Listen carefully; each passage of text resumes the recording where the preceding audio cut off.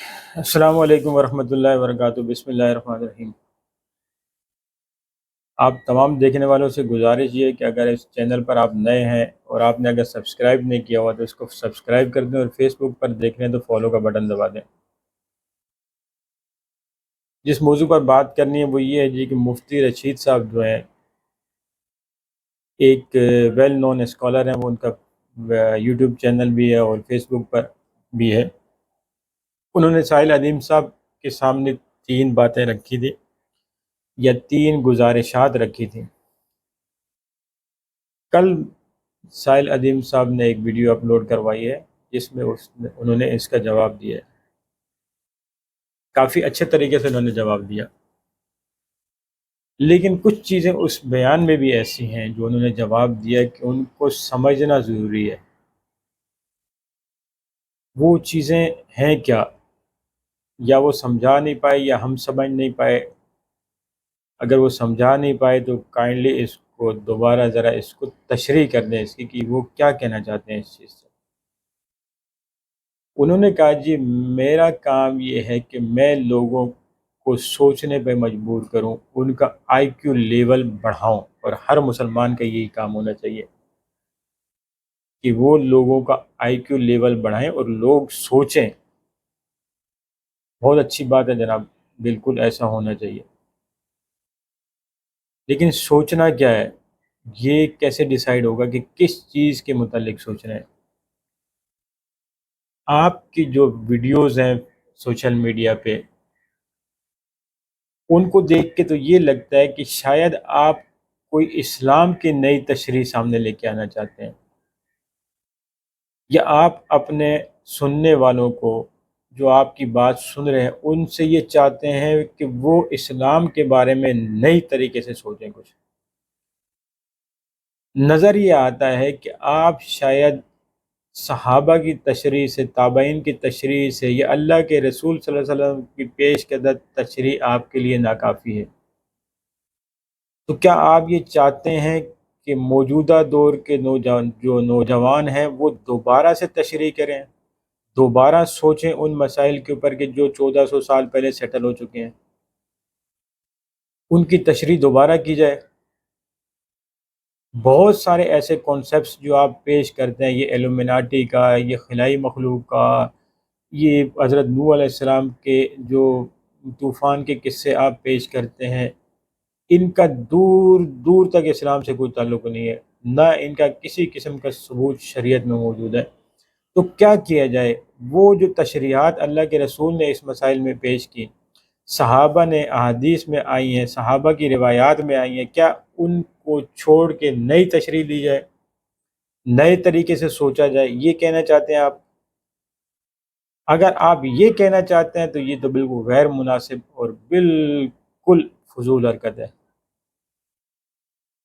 آپ پہلے نہیں ہیں، اگر آپ یہ بات کہنا چاہتے ہیں تو آپ پہلے نہیں ہیں جنہوں نے یہ حرکت کرنے کی کوشش کی یا اس قسم کا کام کرنے کی کوشش کی۔ آپ سے پہلے بھی لوگ یہ کام کر چکے ہیں، نتیجتاً وہ ایک گمراہی کا شکار ہوئے ہیں۔ مثال کے طور پر سر سید کو آپ جانتے ہوں گے، جس کو ہمارے یہاں ایک ہیرو بنا کے پیش کیا جاتا ہے۔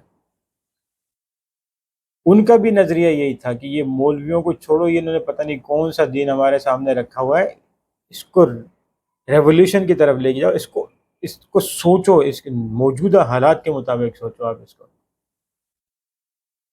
جب انہوں نے ایک سرٹن اصول سے ہٹ کر سوچنا شروع کیا تو پھر اینڈ میں جا کے ان کا ہوا کیا ہے؟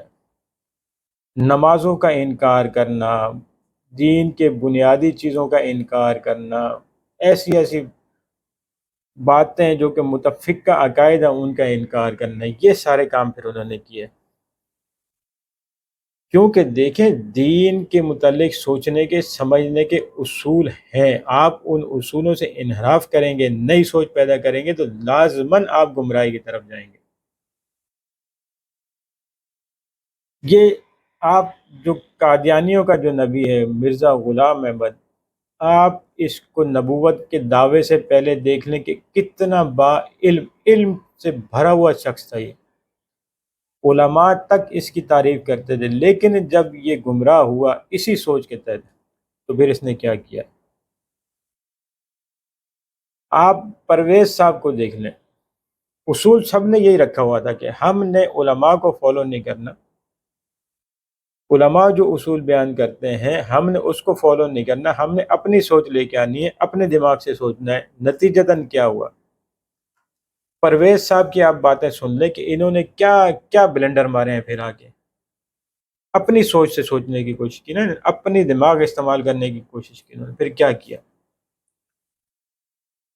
اس وقت آپ دیکھ لیں موجودہ دور میں ایک نظریہ آپ کا ہے، آپ بھی علماء سے ہٹ کے سوچتے ہیں، اپنے طریقے سے اسلام کی تشریح کرنے کی کوشش کرتے ہیں۔ اس دور میں کیا آپ کے نظریے کو دیکھا جائے، ایک وہ مرزا صاحب ہیں جہلم میں، ان کا الگ تشریح ہے، ان کے نظریے کو دیکھا جائے، یا آپ نے وہ مفتی عبد الباقی صاحب سے ایک شخص نے مناظرہ کیا تھا، شیخ محمد نام ہے اس کا، یہ پتہ نہیں کیا اسی طرح کچھ نام، اس کے نظریات سنے آپ نے؟ اس کا بھی اصول یہی ہے کہ بھائی علماء کو چھوڑو، علماء ہمیں صحیح تشریح بیان نہیں کر رہے، ہم خود تشریح کریں گے اسلام کی۔ سننے والے اس کو بھی بہت ہیں ساحل صاحب، آپ اس کی ویڈیو انٹرنیٹ پہ دیکھیں، میں اپنے سننے والے سے والوں سے کہوں گا کہ آپ ان کی ویڈیو دیکھیں انٹرنیٹ پر، اور ان کے نیچے کمنٹس دیکھیں آپ، دین سے ناواقف لوگوں نے کیسے کیسے کمنٹس کیے ہوئے ہیں کہ یہ شخص کتنی مدلل بات کر رہا ہے، اور مفتی صاحب جو ہے وہ اس کی بات کا جواب نہیں دے پا رہے۔ ریزن کیا ہے، وجہ کیا ہے کہ لوگ دین سے ناواقف ہیں۔ تو کیا آپ لوگوں کی سوچ کو بڑھانا چاہ رہے ہیں، ان کا آئی کیو لیول یہ بڑھانا چاہ رہے ہیں کہ ہم دین کی تدوین دوبارہ سے کریں؟ 1400 سال پہلے جو ہمیں دین دیا گیا تھا کیا وہ ناقص تھا؟ اب ہم دوبارہ سوچیں گے اس کے اوپر؟ اگر آپ یہ کرنا چاہتے ہیں تو یہ تو ایک بالکل آپ بے معنی سی بات ہے، بیوقوفانہ بات ہے، یہ گمراہی کی طرف جانے والی بات ہے۔ دین آج سے 1400 سال پہلے ہمارے سامنے پیش کر دیا گیا تھا، اللہ کے رسول نے اس کے اوپر عمل کر کے دکھا دیا، صحابہ نے اس کے اوپر عمل کر کے دکھا دیا، تابعین نے اس کے اوپر عمل کر کے دکھا دیا۔ ہمارے لیے دین وہی ہے جو صحابہ نے عمل کیا، تابعین نے عمل کیا، اللہ کے رسول نے عمل کیا، وہ دین ہے ہمارے لیے۔ آج اگر کوئی آ کے شخص اٹھ کے کھڑا ہوتا ہے کہ میں ایک نئی تشریح کر رہا ہوں اس چیز کی، تو اس کی بات کو دیوار پر مار دیا جانا چاہیے۔ تشریح ہو چکی، ہاں کچھ موجودہ دنیا کے موجودہ حالات کے مطابق اگر کسی چیز کا ڈیسیجن کرنا ہے، وہ ایسی چیزیں جو پہلے پیش نہیں آئیں، وہ اہل علم بیٹھ کے اس کے اوپر اجتہاد کر سکتے ہیں۔ یہ تو ہو گیا ایک پارٹ۔ دوسرا پارٹ، اگر آپ اس طرح سوچنے کی بات کرتے ہیں کہ مسلمان نوجوان یہ سوچے کہ اس کو دنیا میں کامیاب کیسے ہونا ہے، اسلام کے دائرے میں رہتے رہتے کامیاب کیسے ہونا ہے، وہ جو دنیا میں غلام بنا ہوا ہے اس کو یہ غلامی سے کیسے نکلنا ہے، وہ دنیا کا جو معاشی طور پر اگر اس کا سسٹم صحیح نہیں تو اس سے کیسے نکلنا ہے، ٹیکنالوجی میں اس نے ترقی کیسے کرنی ہے، دنیا جس طرف آگے کی طرف جا رہی ہے اس نے کیسے جانا ہے، تو یہ 100% آپ کی بات ٹھیک ہے، اس میں کوئی دو رائے نہیں ہے۔ اگر آپ یہ کہنا چاہتے ہیں تو بہت اچھی بات ہے، لیکن لگتا نہیں ہے کہ آپ یہ کہنا چاہتے ہیں۔ پھر آپ نے مفتی صاحب سے ایک بات یہ کہنا چاہیے کہ بھائی آپ نے جو کھڑے ہونے کی 2 حدیثیں پیش کی ہیں، تو آپ نے 1 یا 2 حدیثیں چھپائی ہیں۔ ہو سکتا ہے کہ مفتی صاحب نے یہ جو ویڈیو بنائی ہو اس میں وہ حدیث بیان نہیں کی ہو، لیکن اس سے پہلے جو انہوں نے ویڈیو بنائی تھی اس میں انہوں نے وہ حدیث بیان کر دی تھی، آپ کی نظر سے نہیں گزری ہوگی۔ میں نے بھی جو ویڈیو بنائی ہے اس میں بھی میں نے وہ احادیث بیان کی ہیں جو آپ کی زبان سے ہم نے سنی ہے، وہ بھی ہم نے بیان کی ہے۔ فرق یہ ہے محترم کہ کسی کے سامنے بھی کھڑا ہونا ناجائز قرار دینا یہ اصول نہیں ہے، کسی کے لیے بھی کھڑا ہونا ناجائز قرار دینا یہ اصول نہیں ہے۔ جو احادیث آپ بیان کر رہے ہیں ان سے سامنے یہ آتا ہے کہ اگر کوئی شخص یہ چاہتا ہو کہ میں کسی محفل میں یا کسی جگہ جاؤں تو میرے لیے لوگ کھڑے ہوں، وہ بالکل سرین ناجائز ہے، اس کے بارے میں دو رائے نہیں ہے، اور اس کا ٹھکانہ جہنم ہے۔ یا اگر کسی جگہ پر یہ رواج ہے کہ کسی کے آنے پر لوگوں کے کھڑا ہونا لازمی ہے، تو یہ رواج بھی ناجائز ہے، ختم ہو جانا چاہیے اس کو۔ لیکن جس بات کی دلالت ہم کر رہے ہیں، جس کے اوپر بحث ہم کر رہے ہیں، میں نے بات کی یا مفتی صاحب نے بات کی، وہ کسی کی تعظیم کے لیے کسی کی محبت میں کھڑا ہونا وہ ایک الگ چیز ہے، وہ اس کے اوپر مسلط نہیں کیا جاتا، وہ اپنی مرضی سے کھڑا ہو جاتا ہے، نہ سامنے والا اس کو یہ چاہتا ہے کہ وہ میرے لیے کھڑا ہو، نہ یہ لازمی سمجھتا ہے اس کے لیے کھڑا ہونا۔ یہ جائز ہے محترم۔ آپ یہ کہتے ہیں کہ حضرت اللہ کے رسول صلی اللہ علیہ وسلم حضرت فاطمہ کی کے لیے کھڑے ہوئے، یہ تو سنت ہے، لیکن حضرت فاطمہ کھڑی ہوئی اللہ کے رسول صلی اللہ علیہ وسلم کے لیے یہ سنت نہیں ہے، تو یہ اصول آپ نے کہاں سے اخذ کیا؟ کہاں سے لائے ہیں یہ اصول؟ آپ یہ اصول کہاں سے لائے ہیں کہ اللہ کے رسول اگر ایک عمل پر نکیر نہ کریں تو بھی وہ سنت نہیں کہلاتا؟ اگر وہ عمل حضرت فاطمہ کا اللہ کے رسول کے لیے کھڑا ہونا جائز نہیں ہوتا تو اللہ کے رسول منع فرما دیتے ان کو۔ پھر آپ نے یہ لوجک پیش کی کہ وہ محبت کا ایک مسئلہ تھا۔ بھائی میرا بیٹا اگر میں گھر پہ جاتا ہوں تو میرے لیے کھڑا ہو جاتا تو کیا وہ نفرت سے کھڑا ہوگا؟ محبت سے ہی کھڑا ہوگا نا۔ تو اس لیے اس معاملے کو اتنا زیادہ آگ کے لے کے جانا اور آپ یہ کہنا کہ میں لوگوں کی سوچ بدلی کر رہا ہوں، اس اسپیسیفک معاملے کی میں بات کر رہا ہوں۔ آپ نے ایک دوسری بات بھی کی ہے، میں اس کے بارے بھی آتا ہوں، تو یہ صحیح نہیں ہے۔ ہاں، دوسری بات جو آپ نے کی، بہت اچھی بات، 100% صحیح بات کی ہے، وہ بات آپ نے کی ہے جناب ذہنی غلامی کی، کہ لوگوں کو ذہنی غلام بنا دیا گیا ہے کہ ایک استاد کے لیے کھڑا ہونا لازمی ہے۔ اسی طرح میں اس میں ایک ایڈ یہ کر رہا ہوں کہ قومی ترانہ جب ہو رہا ہو تو اس کے لیے کھڑا ہونا لازمی ہے، یا اگر آپ یہ کہتے ہیں کہ کوئی عالم کو مدرسے کا استاد یہ سمجھتا ہے کہ میں جاؤں تو میرے لیے کھڑا ہونا ضروری ہے، یہ ایک ذہنی غلامی ہے، اس سے چھٹکارا ضروری ہے، لازمی ہے۔ یہ آپ کی بات 100% ٹھیک ہے۔ اس قسم کی ذہنی غلامی کے لیے، چاہے یہ کسی عالم کے لیے ہو، کسی پروفیسر کے لیے ہو، کسی مذہبی رہنما کے لیے ہو، کسی پولیٹیکل رہنما کے لیے ہو، اس سے چھٹکارا پانا 100% ضروری ہے۔ اور یہ ذہنی غلامی صرف کھڑے ہونے کے لیے نہیں ہے، فالوشپ کے لیے بھی ہے، بلائنڈ فالوئنگ کے لیے بھی ہے۔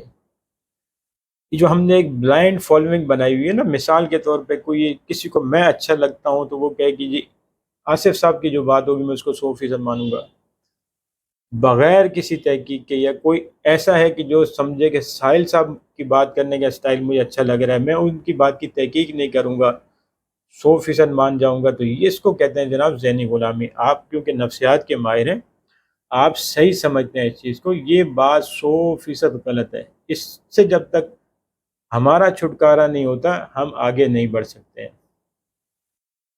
اس وقت بھی مسلمان ایک ذہنی غلامی کا شکار ہے، مغرب کی ذہنی غلامی کا شکار ہے۔ اس کو ہر وہ کام جو مغرب میں ہوتا ہوا نظر آتا ہے اس کو وہ فالو کرنے کی کوشش کرتا ہے، چاہے اس کا رزلٹ کوئی بھی ہو۔ اس ذہنی غلامی سے نکلنا تو 100% ٹھیک ہے، یہاں آپ کی بات سے ہم بالکل اتفاق کرتے ہیں، انکریج کرتے ہیں آپ کی بات کو، آپ یہ بات آگے بھی کریں، ہم بھی کریں گے کہ عوام کو اس ذہنی غلامی سے نکلنا ہے، چاہے وہ کسی سیاسی لیڈر کی ذہنی غلامی ہو، کسی پولیٹیکل مطلب مذہبی رہنما کی ذہنی غلامی ہو۔ یہ جو پیر بن کے بیٹھے ہوئے ہیں، بزرگ بن کے بیٹھے ہوئے ہیں، عجیب عجیب حرکتیں کرتے ہیں، ان کی ذہنی غلامی ہو، اس سے نکلنا جائز ہے۔ لیکن ساحل صاحب ایک چیز اور ہوتی ہے، وہ ہوتا ہے کسی کو حق پر فالو کرنا۔ آپ نفسیات کے ماہر ہیں تو آپ کو یہ بھی معلوم ہوگا کہ یہ انسان کی نفسیات میں ہے کہ وہ کہیں نہ کہیں کسی نہ کسی کو فالو کرتا ہے۔ آپ بھی اس بات سے انکار نہیں کر سکتے ہیں کہ آپ کہیں نہ کہیں کسی نہ کسی درجے میں جا کے کسی نہ کسی کو فالو کرتے ہوں گے، کسی معاملے میں، کسی مسئلے میں فالو کرتے ہوں گے جا کے۔ اس کے بغیر انسان چل نہیں سکتا۔ تو صحیح فالوئنگ جو بالکل حق پر فالوئنگ ہے اس کو تو منع نہیں کیا جا سکتا کسی بھی صورت میں۔ پھر کیا ہر شخص اپنے لیے مفتی، اپنے لیے ڈاکٹر، اپنے لیے فزیشین خود ہوگا؟ یا وہ کسی نہ کسی کو کوئی نہ کوئی سرٹن علم حاصل کرنے کے لیے فالو کرنا پڑے گا اس کو. دونوں چیزیں الگ ہیں. اس لیے آپ یہ نہیں کہہ سکتے کہ ہم سب کی فالوئنگ سے نکل جائیں اور صرف اپنے دماغ سے سوچیں، یہ ممکن نہیں ہے. آگے چلتے ہیں جناب. آپ نے کہا جی، مفتی صاحب نے مجھ سے یہ کہا ہے کہ آپ کا جو جارحانہ انداز ہے، تو آپ نے کہا جی جارحانہ انداز تو ہوگا، یہ ایک نفسیاتی مسئلہ ہے. صحیح کہہ رہے ہیں جناب آپ. ہمارے یہاں ایک یہ بات دیکھی جاتی ہے، اور یہ واقعی ایک نفسیاتی ٹیکنیک ہے، حربہ ہے، کہ آپ جتنے جارح ہو کے بات کریں گے لوگ آپ کو اتنا ہی حق پر سمجھیں گے. آپ نے یہ بھی فرمایا کہ اللہ کے رسول صلی اللہ علیہ وسلم سے ملتا ہے کہ وہ جارحانہ انداز میں بات کرتے تھے، تو وہ کس ٹاپک پہ کرتے تھے، کس وقت کرتے تھے، وہ کنڈیشن الگ ہے محترم. جب آپ کر رہے ہوتے ہیں، اور پھر جو آپ جن نکات پر کر رہے ہوتے ہیں وہ ویلڈ ہیں یا نہیں ہیں، جو تشریح آپ پیش کر رہے ہیں نہیں ہیں جارحانہ انداز میں، وہ ایک الگ چیز ہے. اگر جارحانہ انداز میں ہی بات کرنا حق ہوتا تو آپ کو بہت سارے جارح مقرر ملتے ہیں ہمارے معاشرے میں.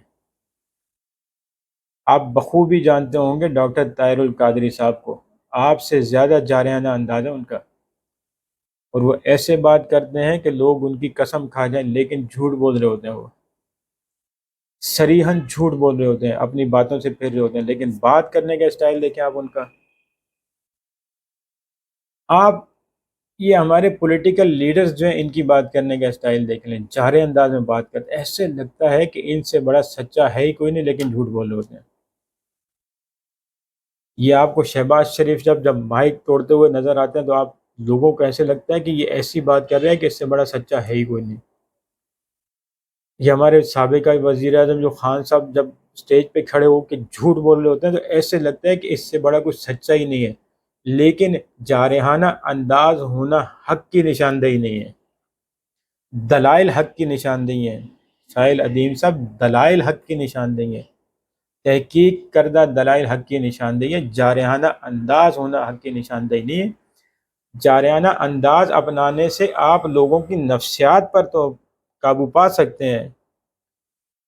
ان کو یہ لگتا ہے کہ یہ بندہ اتنی زبردست طریقے سے بات کر رہا ہے تو یہی صحیح ہوگا، کیوں کہ ان کے پاس علم نہیں ہے، علم کی کمی ہے ان کے پاس. اس لیے اگر آپ یہ سمجھتے ہیں کہ جارحانہ انداز اپنانا ایک نفسیاتی مسئلہ ہے تو یہ آپ صحیح سمجھتے ہیں. اس طرح آپ جارحانہ انداز آپ کیا کوئی بھی اپنا کر لوگوں کی نفسیات کے اوپر قابو پا کر ان کو قائل کر سکتا ہے، لیکن وہ حقیقت نہیں ہوگی، وہ حق نہیں ہوگا، جھوٹ پر مبنی چیزیں ہوں گی. وہ فالوئنگ ہے، یہاں پر لاکھوں لوگ فالوورز ہیں انہی سیاسی لیڈرز کے، وہ نہ یہاں دیکھتے ہیں نہ وہاں دیکھتے ہیں، ان کو یہی نظر آتا ہے کہ جو میرا لیڈر کہہ رہا ہے وہ صحیح ہے. اسی طرح جو مذہبی افراد ہیں ان کے جو فالوورز ہیں، آپ کو میں نے 2-3 نام سامنے رکھ دیے، ان کے فالوورز ہیں کہ نہیں ہیں، لوگ ان کو مانتے ہیں کہ نہیں مانتے، لیکن وہ سچ کہتے ہیں، سچ بول رہے ہیں کہ جھوٹ بول رہے ہیں. اس بات کو بھی سوچنا پڑے گا آپ کو. پھر حضرت آپ یہ کہتے ہیں میرے بھائی کہ علماء آپ سے بات کریں آ کے، تو مجھے یہ بتا دیں کہ ٹھیک ہے آپ کی بات کسی حد تک ٹھیک ہے کہ علماء آپ سے بات کریں، آپ سمجھائیں گے، علماء کس کس کے پاس جائیں پھر سمجھنے کے لیے؟ صرف آپ کہہ رہے ہیں یہ بات؟ آپ الگ سمجھانے بیٹھیں گے ان کو، مرزا محمد انجینئر الگ سمجھانے بیٹھے گا ان کو، شیخ محمد الگ سمجھانے بیٹھے گا ان کو، کوئی تیسرا چوتھا اٹھے گا وہ الگ بات کرے گا، وہ الگ سمجھانے کا بیٹھے گا ان کو؟ سمجھ یہ نہیں آ رہی کہ دین وہ آپ لوگوں سے آج سمجھیں گے، 1400 سال پہلے جو دین بیان کر دیا گیا کہ کیا وہ پورا نہیں تھا؟ وہ ان کی سمجھ میں نہیں آ رہا کہ آپ سے سمجھیں گے آ کے وہ. میں یہ نہیں کہہ رہا ہوں کہ نہیں سمجھنا چاہیے کسی سے دین، لیکن کون یہ دعویٰ کرے گا کہ میرے پاس آؤ میں دین سمجھاتا ہوں؟ سب کے پاس جائیں گے وہ. آپ ہوں گے اپنا، آپ کے پاس علم ہوگا، ساری ہوگی، ہم اس چیز سے انکار نہیں کرتے، لیکن یہ بات آپ کا کہنا ہے کہ جی علماء کو میرے پاس بھیجو میں سمجھاؤں گا ان کا، ٹھیک ہے یہ بھی ہم مان لیتے ہیں، لیکن کس کس کے پاس جائیں گے پھر آپ مجھے بتائیں نا۔ سب یہی دعویٰ کرتے ہیں کہ ہم صحیح ہیں۔ یا غامدی صاحب کہتے ہیں جی مولویوں کا علماء کو میرے پاس بھیجو میں سکھاؤں گا۔ انجینئر صاحب کہتے ہیں کہ میرے پاس بھیجو میں سکھاؤں گا۔ تیسرا چوتھا اٹھے گا وہ کہہ رہا ہے کہ میرے پاس بھیجو میں سکھاؤں گا۔ سب کا ورژن تو الگ الگ ہے نا، تو کس کس کے پاس جائیں گے وہ سیکھنے کے لیے؟ وہ ایک ورژن جو صحابہ نے دیا، اللہ کے رسول نے دیا، اس ورژن کو چھوڑ کے دوسرے ورژنس کو سیکھنے کے لیے جائیں گے؟ ایسے تو سسٹم چلے گا نہیں۔ وہ کیا کریں گے پھر؟ آپ دین کا ایک عجیب سا آپ وہ بنا کے چھوڑ دیں گے اس کو۔ آگے چلتے ہیں جناب۔ قرآن مولوی سے نہیں سیکھیں گے تو کس سے سیکھیں گے؟ عربی سیکھنے سے قرآن سمجھ میں آ جاتا ہے۔ صحیح کہہ رہے ہیں جناب آپ، آپ صحیح کہہ رہے ہیں۔ عربی سیکھنے سے میرے محترم اگر قرآن سب کو سمجھ میں آ جاتا ہوتا تو آج سعودی عرب میں یونیورسٹیز اسلام نہیں سکھا رہی ہوتی۔ عرب جو ملک ہے نا وہاں بائی برتھ سب کے سب عرب ہیں، وہ ان کو یونیورسٹیز کی ضرورت نہیں پڑتی، جامعۃ الازہر کی ضرورت نہیں ہوتی اسلام سکھانے کے لیے، ام القریٰ کی ضرورت نہیں ہوتی، مدینہ یونیورسٹی کی ضرورت ہی نہیں ہوتی نا اسلام سکھانے کے لیے۔ سب کے ہاتھوں میں کتابیں دے دی جاتی ہیں کہ آپ کیونکہ عربی پڑھے ہوئے ہیں سیکھ لیں اس کو۔ لیکن ہر آیت کو، ہر حدیث کو کس کانٹیکسٹ میں جا کے سمجھنا ہے یہ ایک الگ چیز ہے۔ لٹرل ٹرانسلیشن سے آپ نہیں سمجھ سکتے ہیں اس چیز کو، یہ ریالٹی ہے۔ میں ایک عالم نہیں ہوں، ایک عام آدمی ہوں، ایک مسلمان ہوں، کوشش کرتا ہوں کہ باعمل مسلمان بنوں، لیکن یہ تمام چیزیں میں بھی سمجھتا ہوں۔ کیسے سمجھتے ہیں؟ تھوڑی سی دنیاوی مثال دے دیتا ہوں آپ کو میں، پھر میں آپ جب اس کے اوپر اعتراض آپ کے دماغ میں آئے گا نا یہ تو دنیاوی مثال ہے وہ الگ چیز ہے، اس کو بھی میں کلیئر کرتا ہوں۔ ایک شخص ڈاکٹر بننے جا رہا ہے، آپ ایم بی بی ایس کی ساری کتابیں اس کے ہاتھ میں لا کے سلیس اردو میں پہنچا دیں اس کو، سمپل سی اردو میں،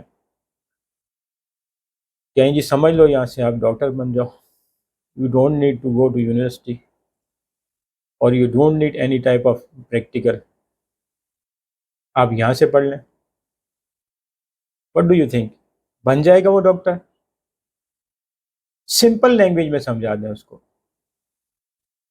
فزکس کا ماسٹر بننا ہے، اس کو فزکس کا ماہر بننا ہے، انجینئر بننا ہے، تو کیا وہاں یہ اصول اپلائی ہوگا؟ اب دیکھیں یہاں پر ایک بات جو ہے نا لوگوں کے ذہن میں آتی ہے، وہ یہ بات کرتے ہیں کہ ٹھیک ہے جی وہ تو ایک علم ہے، ان کے ماہرین نے وہ ایک پیرامیٹر سیٹ کیے ہوئے ہیں، آپ نے اسلام کی یہ پیرامیٹرز کہاں سے سیٹ کیے ہیں کہ ایک اسپیسیفک وے میں جا کے آپ دین سیکھ سکتے ہیں؟ بتاتا ہوں آپ کو میں، یہ جتنے بھی علوم ہیں نا بھائی، میڈیکل کا ہو گیا، انجینئرنگ کا ہو گیا، فزکس کا ہو گیا، بایولوجی کا ہو گیا، یہ کوئی آج سے 15,000 سال پہلے ہی اچانک ہی نہیں ان کی یہ سارے اصول طے کر دیے گئے تھے۔ ان کے اوپر بھی لوگوں نے ریسرچ کی، پھر جو ریسرچ کے اہل لوگ تھے، عوام ان کو سمجھتے تھے کہ یہ ریسرچ کے اہل ہیں، یا اہل علم سمجھتے تھے کہ یہ ریسرچ کے اہل ہیں، انہوں نے اصول مرتب کیے، انہوں نے ان علوم کے اصول مرتب کیے۔ آج بھی اگر ان علوم پر کسی قسم کی بحث کریں گے تو فزکس کی بحث آپ فزکس کے اصولوں پر جا کر کریں گے، کیمسٹری کی بحث آپ کیمسٹری کے اصولوں پر جا کر کریں گے۔ اسلام ہی ایسا رہ گیا ہے کہ اس کے اصول کوئی نہیں ہے، جس کو چاہے وہ آ کر بحث کرنا شروع کر دے۔ بھائی جس طرح ان علوم کے ماہرین نے اس کے اصول طے کیے ہیں، اس علم کے ماہرین نے بھی اس کے اصول طے کیے ہیں۔ سب سے پہلے اصول طے کرنے والے اللہ کے رسول تھے، انہوں نے اصول بیان کر دیے آپ کو۔ اگر آپ کو ویڈیو دیکھنی سمجھ نہیں ہو تو میں ویڈیو کے اینڈ میں اس کا لنک لگا دوں گا، آپ جا کے سمجھ لیجیے گا کہ اصول کیا ہیں پورا شریعت کو سمجھنے کے۔ تو ہم ان پیرامیٹرز پہ جا کر ہی سمجھ سکتے ہیں، اپنے دماغ سے سمجھنے جائیں گے گمراہ ہوں گے۔ آپ ایک کام کریں، 10 ایسے اشخاص کو جو بہترین عربی جانتے ہوں لیکن وہ دین نہ پڑھے ہوئے ہوں، ان کو قرآن کا ایک ایک نسخہ دے دیں عربک، اور ان کو ایک اسپیسیفک سورہ دے دیں چھوٹی یا تھوڑی سی بڑی دے دیں، ان سب کو کہیں کہ ایک ہفتے بعد آپ نے اس کی تشریح لکھ کے لے کے آنی ہے۔ صرف قرآن دے دیجیے گا ان کو، چاہے تو حدیث بھی دے دیں، لیکن وہ قرآن اور حدیث کے علم سے واقف نہ ہو، صرف بہت اچھی عربی جانتے ہیں۔ 10 دن بعد جو رزلٹ آئے گا نا آپ کے پاس، تو آپ کی حیرانگی کی حالت جو ہے نا وہ بہت زیادہ ہو جائے گی، آپ بہت زیادہ حیران ہو جائیں گے یہ سب کے خیالات میں ڈفرینس کیوں ہے، یہ سب الگ الگ تشریح کیوں کر کے لے کے آ رہے ہیں۔ اگر سب کی الگ نہیں بھی ہوگی تو 50% کا ریشو ہوگا الگ الگ ہونے کی۔ انسان کا ذہن ہر وقت یہی چیز ہے بھائی، انسان کا ذہن ہر مسئلے پر الگ الگ سوچتا ہے۔ آپ ایک بات کو سمجھیں،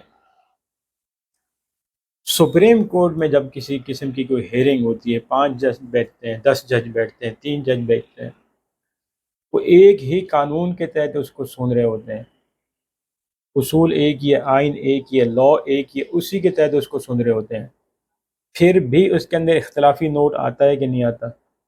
ایک ہی سب نے ایک ہی چیز پڑھی ہوئی ہے، پھر کیوں اختلافی نوٹ ہے؟ رائے میں اختلاف کیوں ہے؟ پھر یہی وجہ ہے بھائی، رائے میں اختلاف ہوگا، اگر اس رائے کو آپ کھلا چھوڑ دیں گے، اگر آپ یہ کہیں گے کہ سب اپنی اپنی رائے پر عمل کرو، تو دیکھ لینا پھر آج ہے کیا، سب اپنی اپنی رائے پر عمل کر کے ایک ہو گئے ہیں یا الگ الگ ہو گئے ہیں؟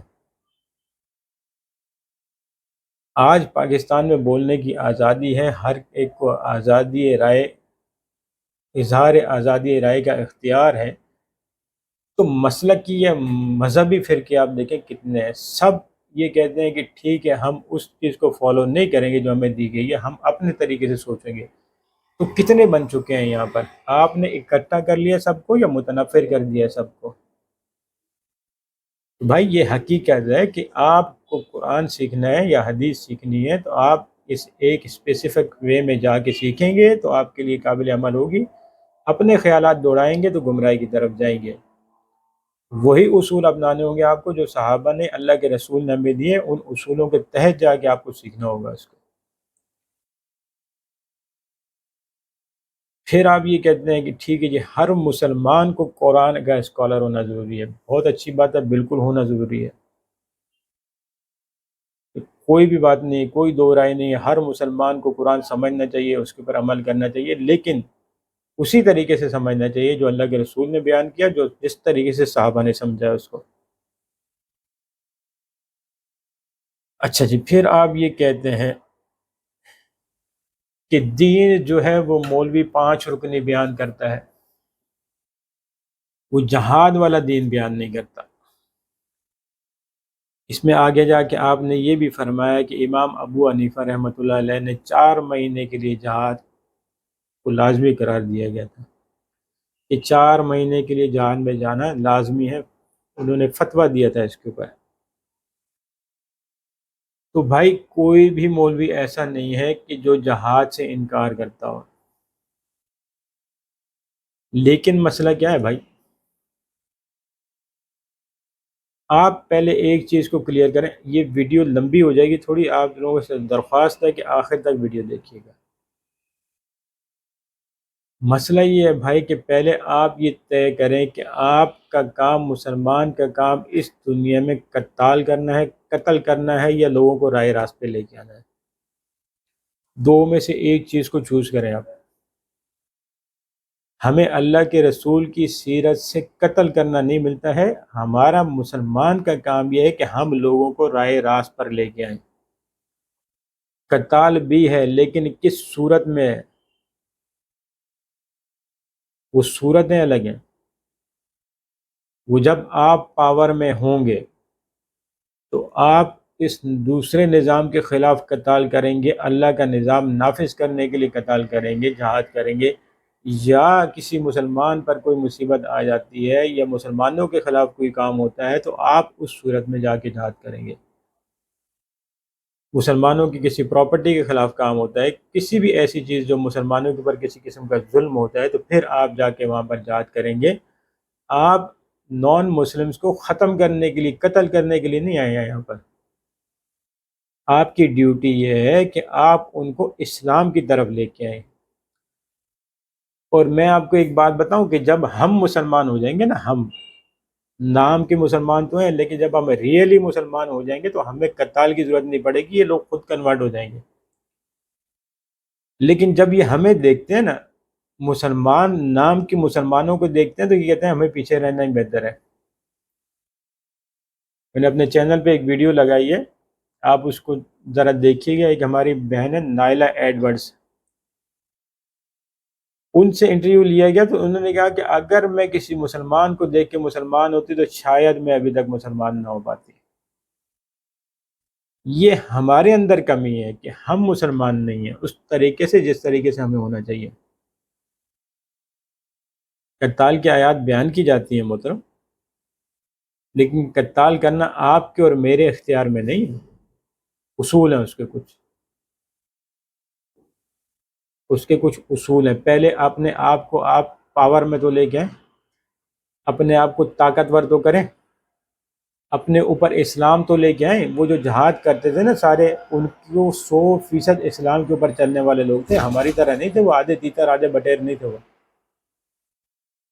ان کی رگ رگ میں اسلام تھا، تو وہ جہاد کرتے تھے۔ پہلے آپ اپنے آپ کو مسلمان تو ظاہر کریں، پھر آپ بات کیجیے گا جہاد کی، ہم آپ کے ساتھ کھڑے ہوں گے۔ باتیں کرنے سے کچھ نہیں ہوتا۔ آپ ایک ہر شخص کے ٹکے ٹکے کے مقروض ہیں اور آپ آج جا کے کہیں کہ ہم جہاد کریں گے۔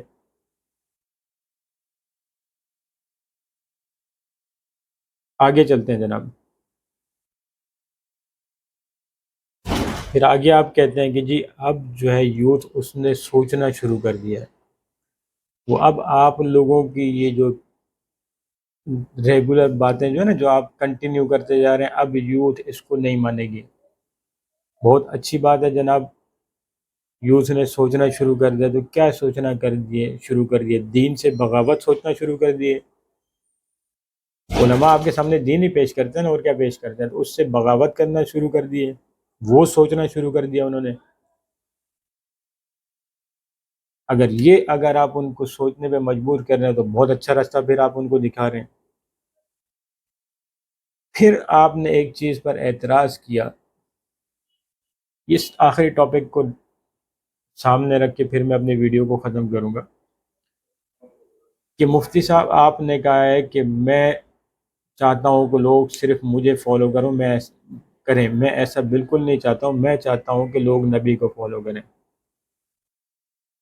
سائل عظیم صاحب، انسان کی نفسیات میں نے آپ کو پہلے، آپ مجھ سے زیادہ ماہر نفسیات ہیں، آپ لوگوں کو کہیں یا نہ کہیں وہ فالو کریں گے آپ کو،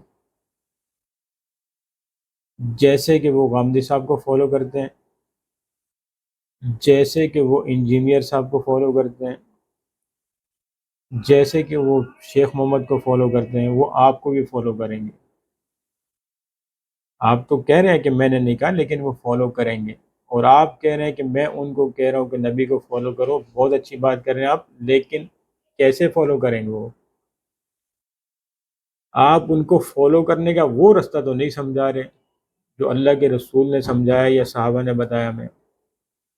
آپ تو کسی اور وے میں جا کے فالو کرنے کا کہہ رہے ہیں، ذاتی نظریات کے اوپر آپ ان کو سمجھانے کی کوشش کر رہے ہیں کہ ان نظریات کو سمجھ کے آپ اللہ کے رسول کو فالو کرو۔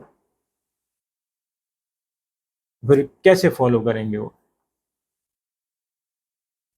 ویڈیو بہت لمبی ہو گئی، میں اس ویڈیو کو یہیں پر اختتام پذیر کرتا ہوں۔ امید ہے کہ میری بات آپ لوگوں کے سمجھ میں آئی ہوگی۔ کوشش کریں کہ چینل کو فالو کریں، سبسکرائب کریں، اور اگر بات سمجھ میں آتی ہے تو ویڈیو کو لائک کر دیجیے گا۔ بہت شکریہ آپ کا۔ پھر انشاءاللہ کسی اور ویڈیو میں ملاقات ہوگی، آپ سے کسی اور موضوع پر بات کریں گے۔